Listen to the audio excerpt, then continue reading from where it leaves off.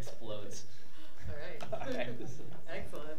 All right. First of all, thank you all for staying, and I wanted to thank the National Committee on U.S. China Relations Public Intellectuals Program, which is funded by the Carnegie Corporation of New York, for bringing our special guest today, Professor Aynne Kokas of the University of Virginia.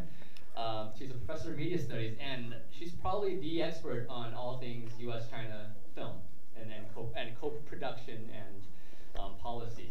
So we're really excited to have her here today. So you're a public intellectual now, is that what happens? Yeah, well, officially. So it's a great program that brings 20 scholars for every 2 years, and we end up going to China and have different meetings with people in DC. Next month, I'll be taking a group of congressional staffers to China to learn about the media industry and the technology industry. So we're going to the new Oriental movie metropolis founded by Dalian Wanda, head Wang Jianling, who also owns the AMC theaters in the U.S.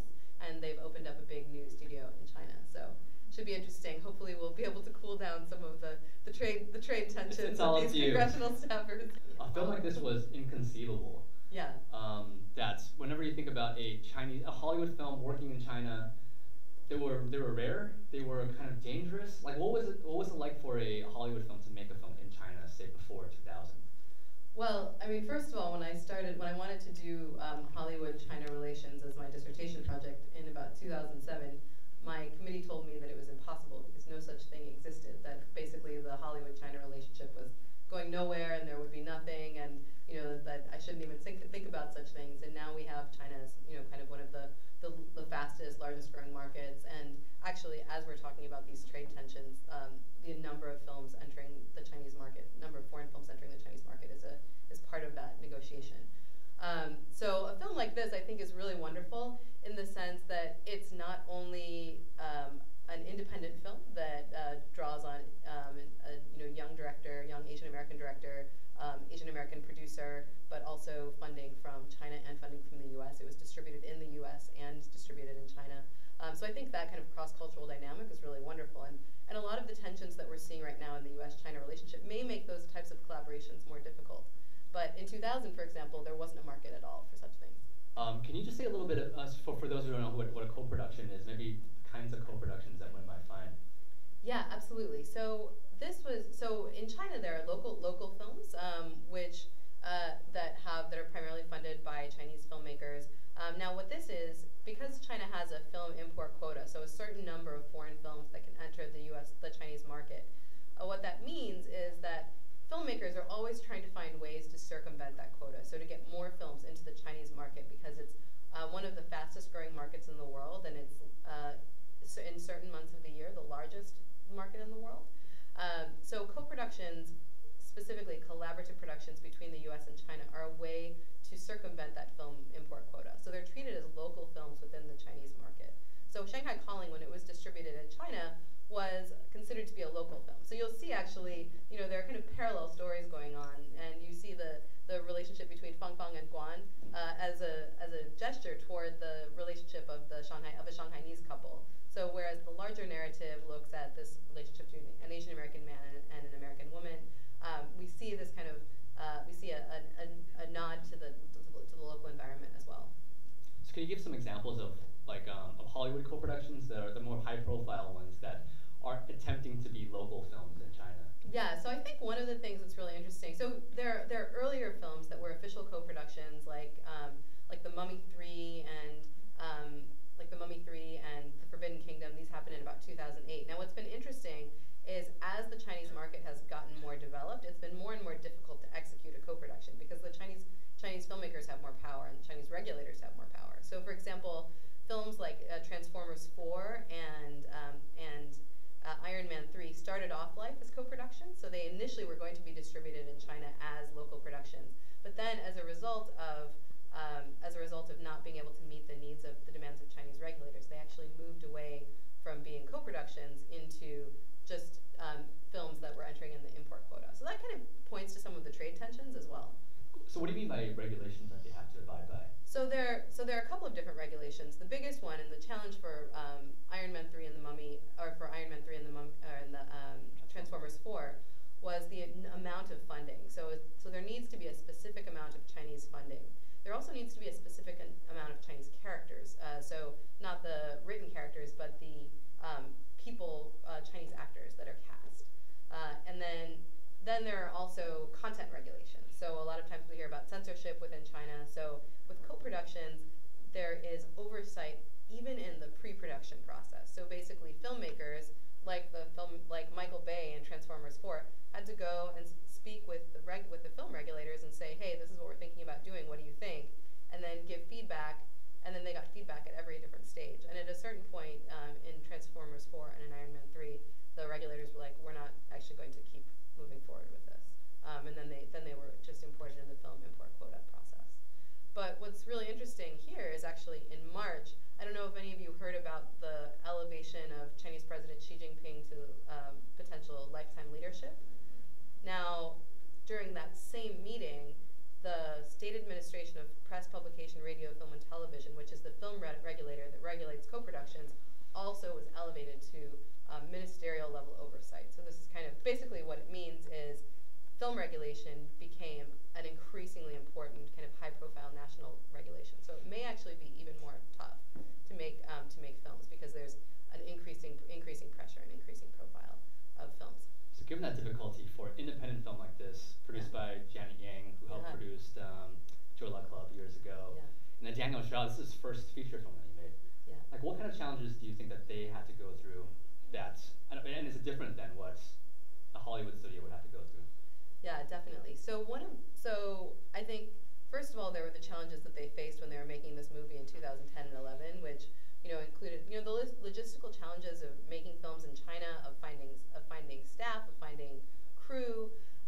But then there are also the getting money in and out of China. So films are financial endeavors, so that's really a big deal.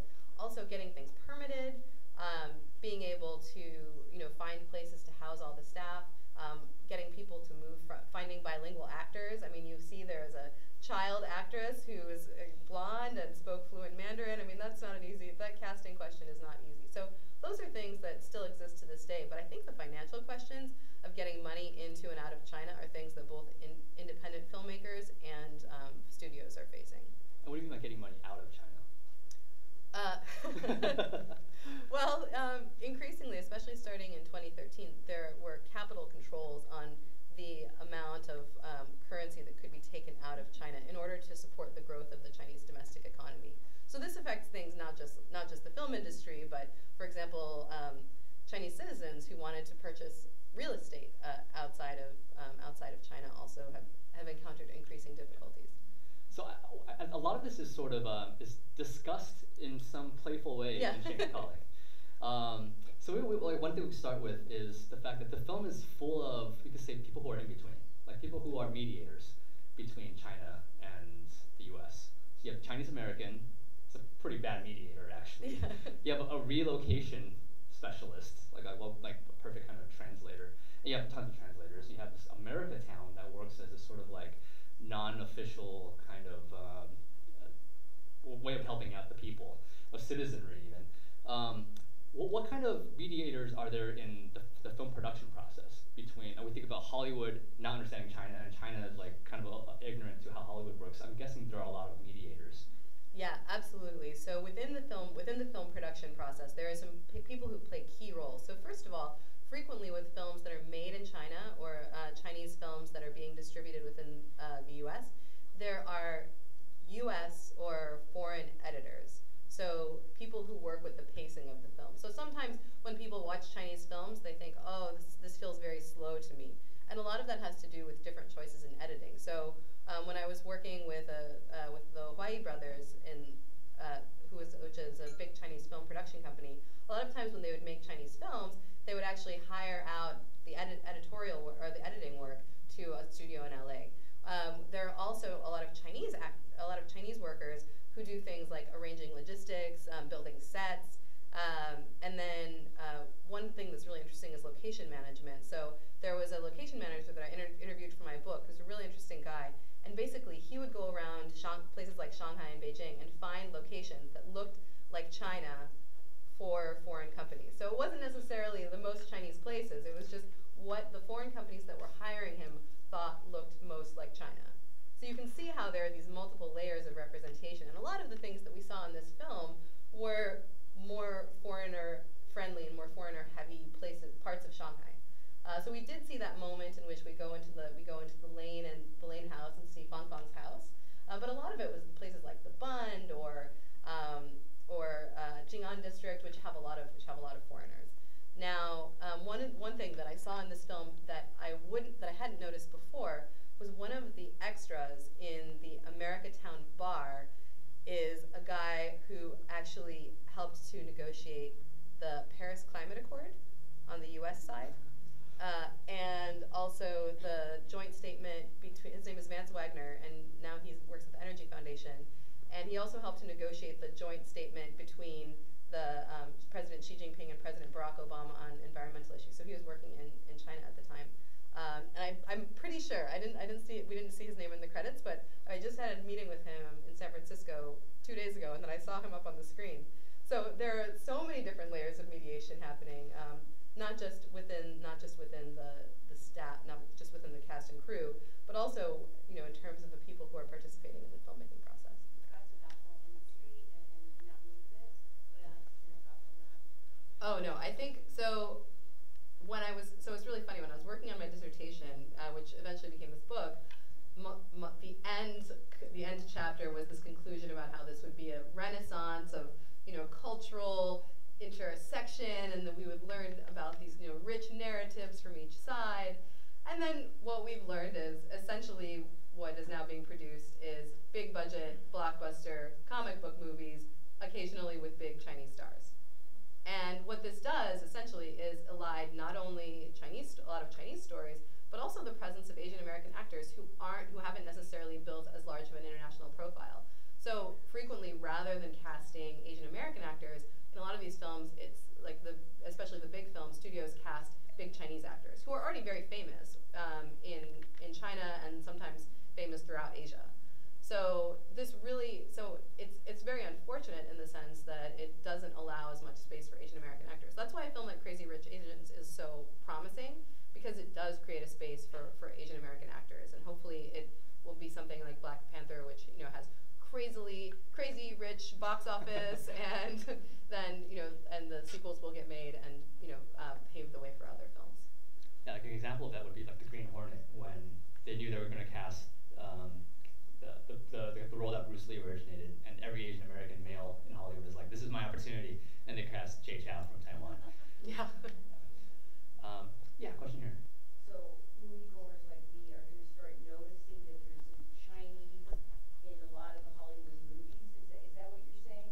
Yeah, absolutely. And the interesting part is, so moviegoers like you may start noticing more Chinese actors or Chinese elements, or something being randomly shot partly in Beijing or Shanghai. And you can even see that with some of the Transformers films. It's kind of apropos of nothing that they end up going to Hong Kong within the narrative. It seems rather pasted on. But the part that's really interesting is that this also means that Hollywood is in many ways very indebted to China and the Chinese government, and sometimes take steps to change their content in order to be able to make sure that a film can enter China, or just not make certain stories. The other part that's really interesting about this is that we see that Chinese audiences aren't always impressed by this. Chinese audiences are becoming much more sophisticated. So for example, in the case of Iron Man 3, there was a Chinese doctor who did some surgery with acupuncture, and they had some special scenes that were specifically for Chinese audiences, and Chinese netizens were very not impressed, and if anything, it generated worse publicity for the film, because it was just kind of added on. So imagine if you saw a film that just had like 1 or 2 American characters talking about how much they like hamburgers. It doesn't necessarily make you more excited about watching the movie. So there's a lot of work that Hollywood has to do in order to kind of more successfully integrate those narratives. So what you're getting at is that it's not just about the numbers of roles for Chinese audiences. It's increasingly also about representation in the way that Asian Americans have talked about it for generations, which is, it's not, don't just put me on the screen, like make sure it's represented properly. So is that concept now clearer to the Chinese audience? Well, I don't know that, I think that the heart of that concept is definitely clear, but I don't know that the hard work that Asian American cultural theorists has done has necessarily translated directly into Chinese audiences. And I think that a lot of the hard work that those people have done, both activists and academics, to kind of frame these issues would probably benefit collaboration, even economically, between China and the US, but those voices still need to be listened to more. I think in the future that China will start turning to like their own production companies to start making their own movies and not turn to Hollywood so much, or do Chinese audiences want like an American-made movie that they want to consider? So what I think is really interesting about this, so there are a couple of different layers. I think that the Chinese filmmakers are becoming successful in making films for the Chinese domestic audience. So each year over the past few years, there have been one or two really big blockbuster films. So for example, last year there was the film Wolf Warriors here, which took in over $800 million in the Chinese market alone. So at that point, you don't need to be successful internationally. Now the challenge is, from the perspective, so China has this new thing called the Belt and Road Initiative, which is a strategy to enhance China's global profile, increase investment around the world. And part of the reason for the elevation of the State Administration of Press, Publication, Radio, Film, and Television, which I think has now been changed to the State Administration of Radio, Film, and Television, I'm not sure the new acronym, but part of the reason for that is because China wants to make films that people in other countries want to watch. And so far, Hollywood studios have been the most successful at that. So I think that as long as as Chinese studios aren't yet making films that are global successes, there's still space for collaboration. However, once Chinese films start making, huge inroads into global box offices, I think that there will be much more of a pulling back. And even so, like as the Chinese domestic market becomes more robust, there's less of a need to collaborate with Hollywood. You make a good point, because we started this conversation by saying it's sort of like Hollywood is initiating this conversation, this co-production, because they're trying to get into that market. Yeah. But now it seems like the Chinese side can also just tell Hollywood, hey, I want to get in on the Hollywood business, and in fact, make co-productions that don't even have Chinese characters in them. Yeah. Can you say, are there examples of that you can Actually, there are several actually of Chinese studios investing in Hollywood films, and this actually follows a very well-trod model, that we saw with Japanese studios, so like Sony before, and German film funds and French film funds and British film funds becoming involved in this. So there were several films. One that I'm thinking of right now is the film The Space Between Us. It was a rom-com space movie about a kid that was raised in Mars, I think. I mean, there was nothing Chinese about it. So there are definitely examples, and this wasn't a particularly successful film either. And so there are a lot of film slate deals, and then we also see things like the Dahlia and Wanda group purchasing Legendary Pictures. So Legendary, which was previously a Hollywood studio, was then starting to make films that were owned by a Chinese firm. I guess Planet, or I don't know. Yeah, so that is a great question, because a lot of times when people think about the Chinese film industry, they just think about piracy. But as the Chinese film industry has grown, protection of films has actually dramatically improved.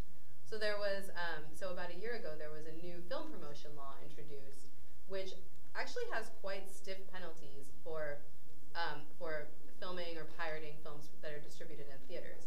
Now, it's interesting that this occurs in parallel with the growth of the Chinese domestic film industry.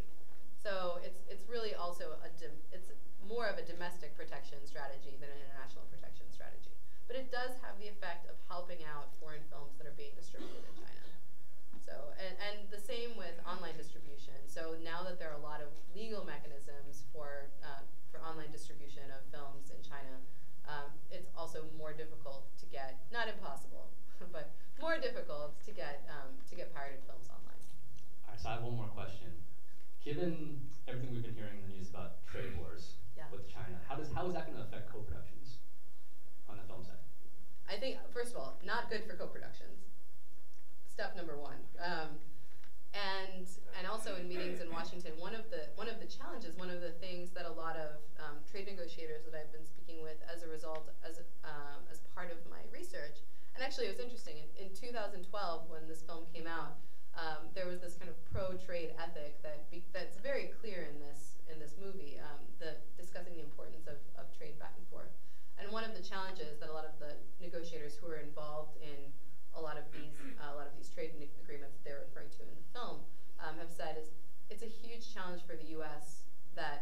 trade policy with China isn't clearer, that it's not being laid out through a kind of more detailed process, and that we're kind of having these very rapid decisions that are not necessarily going through a full government process.